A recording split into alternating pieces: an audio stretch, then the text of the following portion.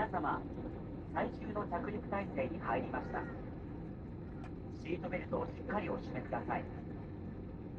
小さなお子様はお客様の膝の上でしっかり抱いてください。座席のテーブルとリクライニングを元の位置にお戻しください。手荷物は前の座席の下にお入れください。化粧室のご使用はお控えください。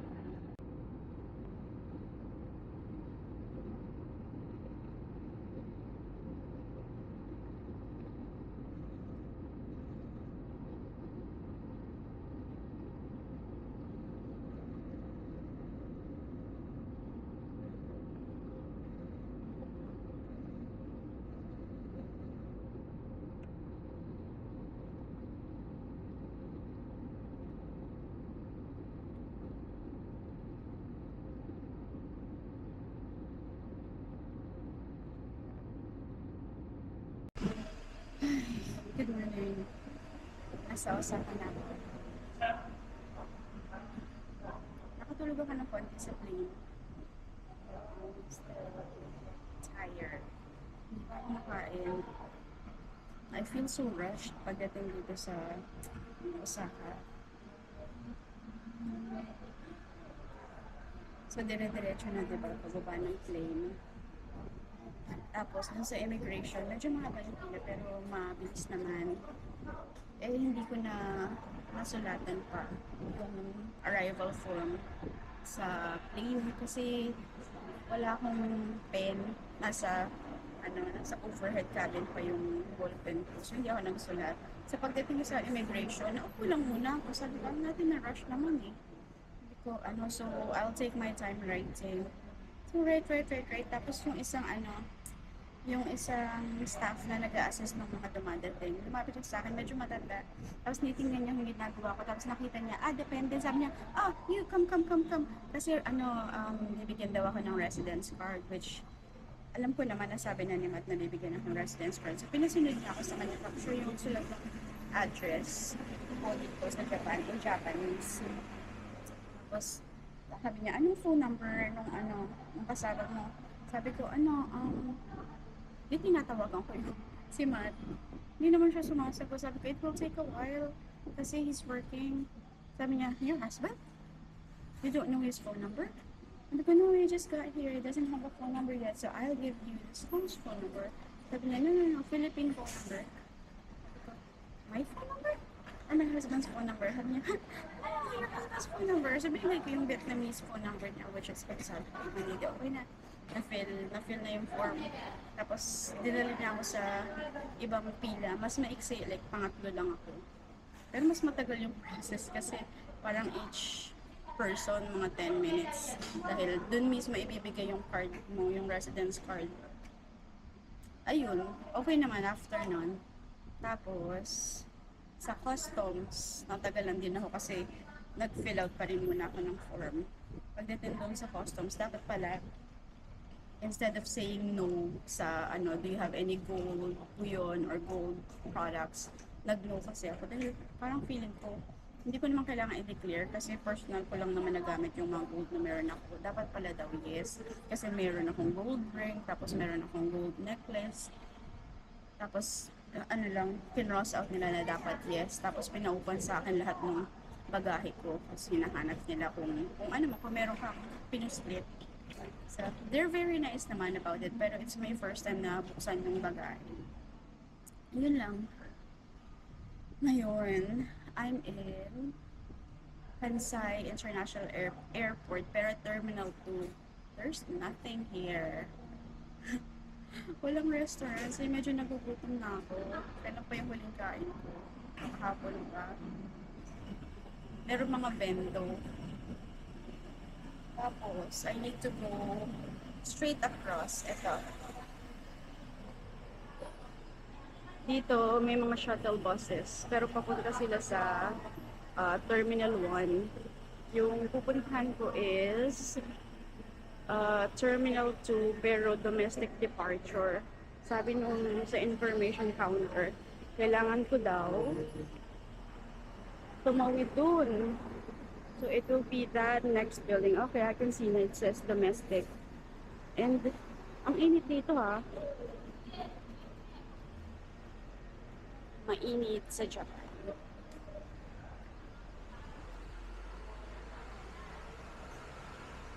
Ayun yung luggage ko. Bumili ko ng Irvin's na chips kagabi. Isa lang. Kasi mabilis ko mauubos since it's unhealthy. Ito pala yung ano, yung resident card. Yan. Ganyan siya. Para siyang ATM. Ayun. Siguro I'll start walking na dun sa domestic. Baka naman meron dun kahit pa paano makakain. And makapag-charge and makapagpahinga. Pagod na ako. Ang cute nito. Nag-iisang restaurant dito sa domestic airport. Mag-check-in ka here. Tapos wait ka. Tawagin yung number. Bibigyan ka na ang click here. Ako na. That's me. Change language to English. Touch free. I don't have to go and cancel.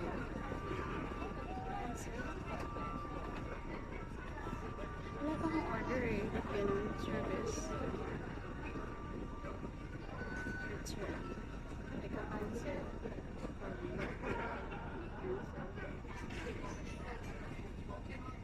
Okay. Hanap muna tayo dito. Ang kakainin. Gusto ko yung Japanese fried chicken. Gusto ko yung bamboo shoot. Fried cheese.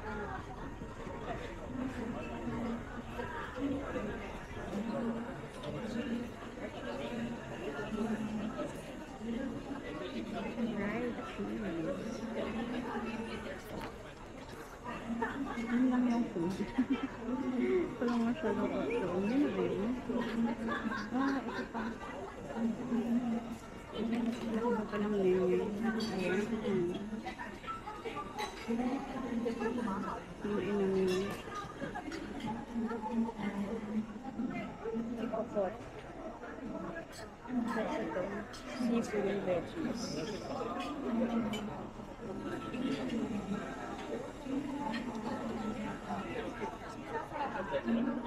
Salad. It's not the right day to eat the salad. Sobrang gutom ko. Parang masarap to. Pero hindi ko bet yung potato.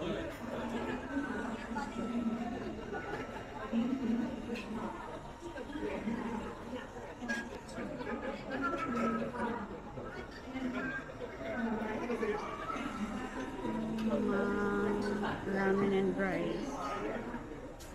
And yung curry rice. Masarap to. Rice stuffed omelette.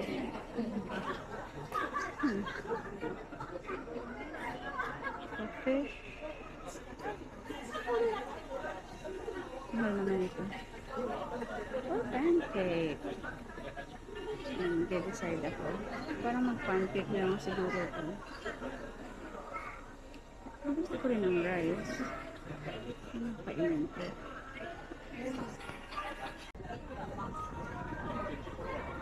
Ready na akong umorder. This is the curry rice. So, the 3-digit food. So that's 197. Okay.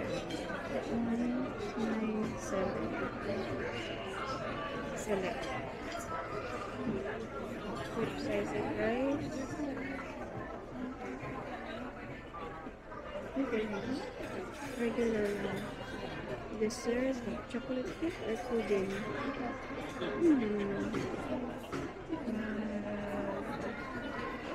Pudding. When would you like your dessert? Afternoon. I have time naman.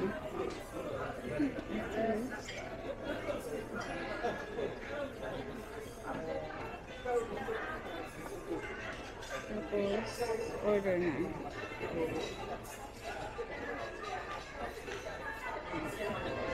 Please order both of chicken please from Hooray. Okay.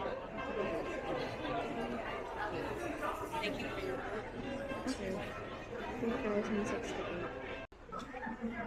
Tapos na, hindi mo naubos. Ang dami.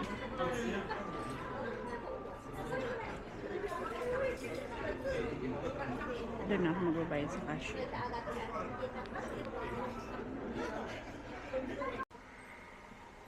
Nandito na ako sa domestic airport. Maliit lang din to. Ito lang siya. Merong Lawson, na convenience store. May souvenir shop doon. Tapos katabi ng souvenir shop, maliit na parang Watson's, pero maliit. Tapos may restaurant, doon ako kumain. Masarap yung food nila. Tapos katapat niya na yung check-in counters para sa Peach Airline. Hindi pa ako makapag-check-in kasi 90 minutes before the flight pa ako pwede mag-check-in. E ano pa lang, 1:45. Sa mga 30 minutes pa. Nakahanap ako ng power outlet. Ayan. Sa gilid. So, sumalampak na lang ako dyan dahil mamatay na yung phone ko very soon. Naka-check-in ako. Pero hindi pa pwede pumunta sa aking gate. 97 yung gate ko. Sarado pa siya. And there's nothing here. It's still being constructed. And, pero madami namang chairs. And most of the chairs comfy like this. But gusto kong mag-freshen up na lang muna. And may time pa naman bilang mukhang nagpumpas ng gate. I can make ikot-ikot. Sino ang toilet dito? Ano pwedeng nahiga? Pwede. Ayun. Kita ko na ang toilet.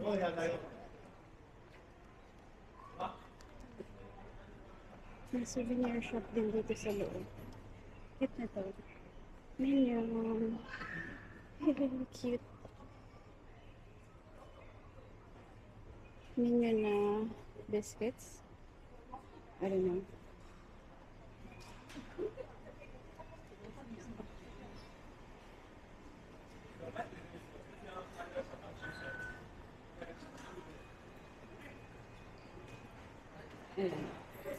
Mag-toilet muna tayo.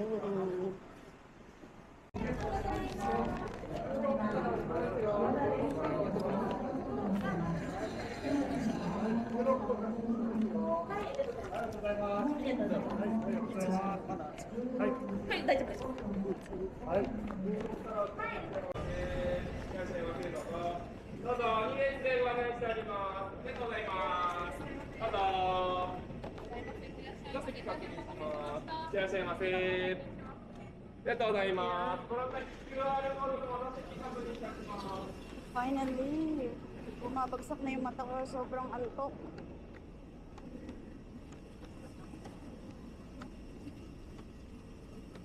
Inat! My goodness.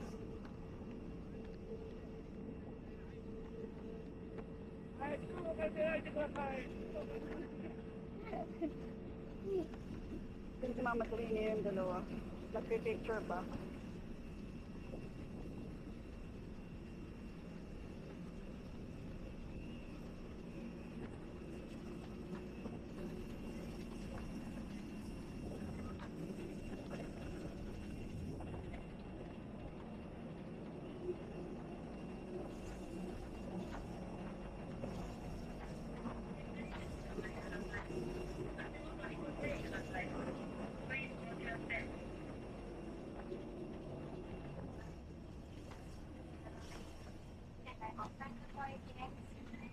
現在、シートベルト着用サインが点灯しています。シートベルトを押しますスイッチで、緩みのないようしっかりと締めください。手荷物の収納にお手伝いが必要なお客様は、客室乗務員に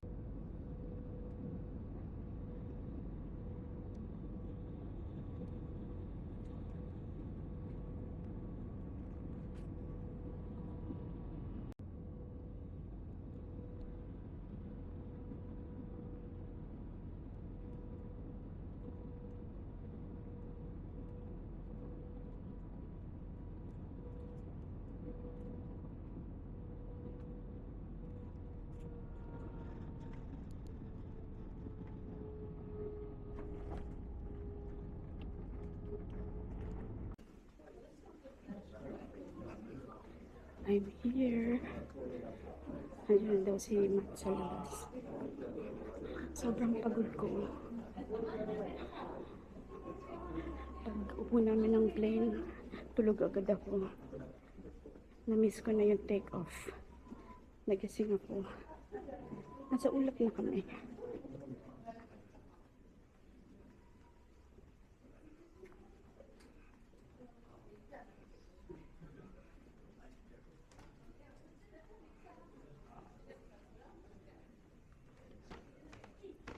Daming lakad naman ito.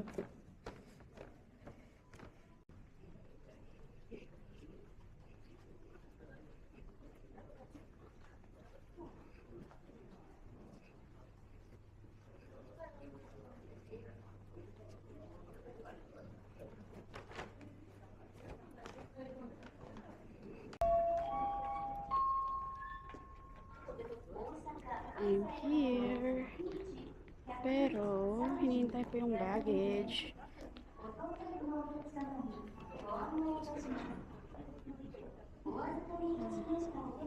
Sobrang pagod ko talaga. Gusto ko na lang mahiga kahit sa lapag lang. I see Matt and the other guy.